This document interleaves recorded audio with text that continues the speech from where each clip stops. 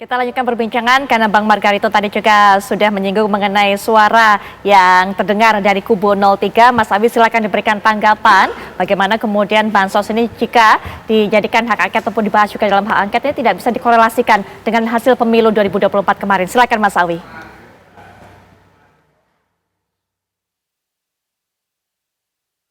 Mas Awi? Mas Awi, mungkin masih di mute suaranya, kami tidak bisa mendengar. Ya, silakan Mas Awi.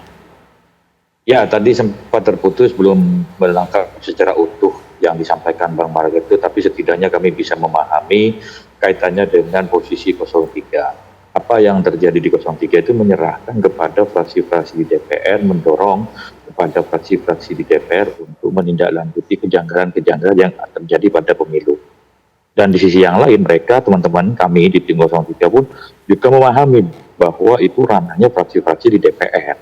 Nah, fraksi-fraksi di DPR itu kan memiliki hak otonom masing-masing. Soal kemudian apakah hak yang digunakan dalam pengawasan pemilu, itu banyak. Ada pilihannya kalau ada penyakit hak angket, ada interpelasi, ada juga hak menyatakan pendapat. Kalau seandainya di antara tiga hak itu dipakai, itu konstitusional. Kalaupun di antara tiga hak itu tidak dipakai, bukan berarti DPR tidak bisa melakukan pengawasan. Bisa dilakukan pengawasan terkait dengan persoalan kepemiluan. Di DPR itu ada kan AKD yang bermitra kerja dengan penyelenggara pemilu, yakni Komisi 2 DPR RI. Jadi instrumen pengawasan di DPR itu kan sebenarnya tidak hanya hak angket, tidak hanya hak interpelasi, tidak hanya hak menyatakan pendapat, tapi juga hak pengawasan di komisi. Namun demikian, kami belum mau mendahului apa yang terjadi ataupun apa yang menjadi keputusan politik di DPR. Pengajuan resmi angketnya aja belum gitu kan. Karena kami sadar diri dari 03 bahwa pengajuan angket itu merupakan hak dari fraksi-fraksi. Sementara sampai hari ini belum ada fraksi yang mengajukan secara resmi. Setidaknya kami di P3 belum menentukan sikap. Gitu. Karena tadi fokus pada pengawalan rekapitulasi suara yang hari ini sudah memasuki rekapitulasi di tingkat provinsi. Baik, objek hak angket ini juga Bang Habib masih dipertanyakan karena tidak ada memang belum partai-partai yang dengan jelas menentukan sikapnya. Tapi kalau tadi juga disinggung oleh Bang Margarito, bansos yang dibagikan pada saat masa kampanye kemarin mungkin juga akan disinggung-singgung dan juga dibahas sebagai objek hak angket dalam hal ini. Silakan Bang Habib. Ya, pertama saya sepakat dengan Bung Awi ya.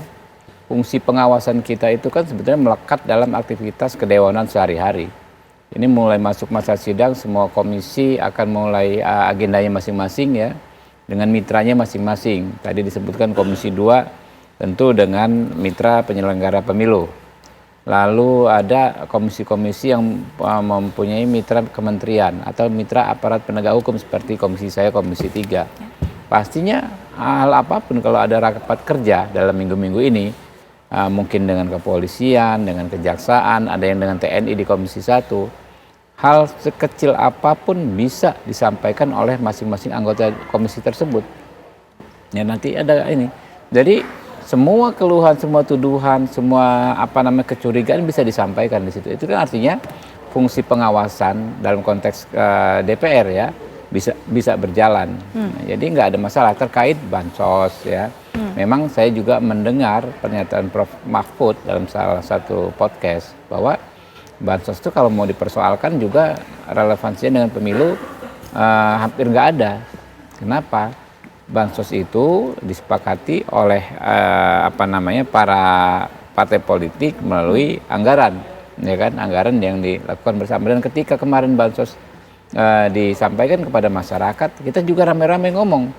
Kita semua tuh partai politik ngomong, wah itu jangan dikaitkan dengan kementerian tertentu atau dengan sosok tertentu, presiden misalnya, karena kami juga ya partai kami misalnya Partai Gerindra punya andil dalam penentuan pembagian bansos tersebut. Kami yang menyetujui anggarannya ya, sehingga ya pastinya kalau hanya itu hampir nggak mungkin juga menjadi peluru dalam hak angket ya. Tapi memang dalam konteks prosedur formil ya silahkan saja apabila ada teman-teman ya yang ingin mengajukannya ya dipersilahkan, tapi nantinya ya kan akan yang namanya tawaran tersebut akan dibahas oleh masing-masing fraksi. Ini ada 25 orang mengajukan, masing-masing fraksi akan membahas. di masing-masing fraksi itu kan ada anggota-anggota pasti isinya manusia, anggota-anggota DPR. Yang saya bilang dalam konteks interpersonal, ya, saya bertemu teman-teman kurang lebih semangatnya, Mbak ya, oke kita melakukan perbaikan, tapi ya apa dengan hak angket? Karena mengingat tugas-tugas kita, kedewanan kita kan cukup padat, mulai dari undang-undang yang belum disahkan, hutang kita pengesahan undang-undang, ya, kemudian juga tugas pengawasan, belum lagi ada kunker kunjungan kerja spesifik, ya, lalu ada kunker ke luar negeri, ya. Apakah 8 bulan ini bisa maksimal? Tambah lagi nih anggota DPR-nya ada 2, Mbak, sekarang, Mbak, ya kan? Ada yang terpilih kembali, ada yang nggak terpilih kembali. Jumlahnya mungkin 60-40, itu faktor juga. Yang tidak terpilih kembali itu sekitar 60% ya? 40%, mungkin bisa lebih, sementara sekitar 40%, ya kan? Wow. 60-40 itu memasuki Ramadan, ya, biasanya kita yang Muslim, kita kalau Ramadan kita umroh, ya kan, ya, ibadah, apalagi setelah memenangkan pertarungan yang begitu melelahkan, ya kan, 5 tahun sekali. Ya, rencana saya juga rencana umroh gitu kan. Umroh kan minimal 9 hari, ya kan. Ya nggak terpilih mungkin memilih i'tikaf di masjid, ya kan. Tapi katanya, ya, kata nih, yang saya kan baru sekali di DPR. Di saat-saat seperti ini, teman-teman yang belum beruntung lanjut kembali, agak jarang ke kantor, gitu kan. Agak-agak jarang ke kantor. Katanya, infonya begitu. Karena kalau tadi takut-takutin PAW segala macam, nggak takut lagi, memang nggak lanjut, ya kan?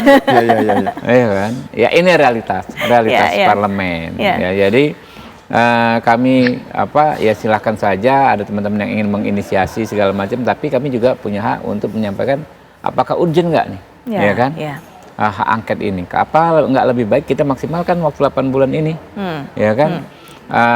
Kita selesaikan kewajiban-kewajiban kita yang lain, gitu kan ya. Jadi nggak ada dikotomi yang antagonis lah antara dua hal ini, sama-sama bagus lah. Iya, dengan kondisi realitas seperti yang diceritakan oleh Bang Habib tadi, Mas Umam, artinya ini sepertinya hanya ya gimmick-gimmick yang dilempar begitu saja untuk tes-tes bagaimana kondisi di lapangan begitu, karena sepertinya juga akan layu sebelum berkembang. Iya, kalau misal kita cermati, ini kan praktis kan kalau misal dihitung dari sejak momentum Pak Ganjar ya menyampaikan statement pertama itu, maka praktis ini udah lebih dari 3 minggu. Dan harusnya kalau misal kemudian ini masyarakat sipil ya secara umum itu kan yang diharapkan ingin tahu sebenarnya materi kebijakan yang diajukan dalam konteks investigasi melalui angket itu apa saja, targetnya siapa. Kalau misal kemudian konteksnya targetnya adalah misalnya apakah KPU ataukah Bawaslu ataukah DKPP ataukah memang presiden. Nah, presiden misalnya dalam tupoksi yang mana dalam konteks kepemiluan yang akan diangketkan itu. Nah, itu semua kita itu juga ingin melihat materi dokumen yang akan diusulkan itu. Tapi memang fakta per hari ini belum ada satu pergerakan yang signifikan. Nah, maka kalau misal kemudian kita cermati, maka sebenarnya ini adalah sebuah momentum yang barangkali memang di persimpangan jalan dan tidak jelas sama sekali, dan dari pihak yang mengusulkan sekalipun juga tampaknya juga setengah hati. Nah, maka kalau misal kemudian dari kalangan masyarakat sipil bicara tentang konteks penguatan demokrasi, sebenarnya kita juga ingin melihat pergerakannya seperti apa. Tapi di saat yang sama kampus bersuara, guru besar bersuara, tapi itu hanya pada lokal ekstra parlementer. Sementara di dalam parlementer sendiri, di intraparlementer itu praktis tidak terjadi pergerakan apa-apa. Nah, mengapa itu terjadi? Sekali lagi, besar kemungkinan ini adalah ruang negosiasi dan kompromi kepentingan politik yang tampaknya akan dimainkan oleh kekuatan-kekuatan tertentu itu untuk ya mencoba untuk mencari titik damai, sekaligus juga zona aman dalam proses transisi kekuasaan ke depan. Nah, adapun kemudian secara teknis tadi itu ya, yang disampaikan oleh Bang Habib, itu juga menjadi sebuah kendala tersendiri. Maka ini kalau misal kemudian nanti betul-betul momentum kemarin itu yang sifatnya seperti gertak sambal saja, sepertinya masih dimunculkan itu ya, tapi kemudian pergerakannya juga sama sekali tidak terjadi, lalu apakah memungkinkan di paripurna yang akan datang? Tampaknya belum terlihat sebuah pergerakan yang signifikan. Lalu kemudian nanti belum memasuki masa Ramadan, pasca Ramadan Idul Fitri, tampaknya kalau misal kemudian memang menggunakan momentum pasca rekapitulasi KPU, maka akhir Maret akhir Maret itu adalah minggu kedua menjelang Idul Fitri. Secara teknis itu juga agak problematik ya, mengkonsolidasikan basis kekuatan. Memang di pengusulan mudah, tadi MD3 pasal 73, 25 anggota DPR, lintas fraksi, itu sudah cukup diusulkan. Tetapi dalam konteks pengambilan apakah ini kemudian akan digolkan atau tidak di paripurna, itu kan dibutuhkan momentum pengkonsolidasian anggota-anggota fraksi. Dan tampaknya tidak mudah atau belum mudah.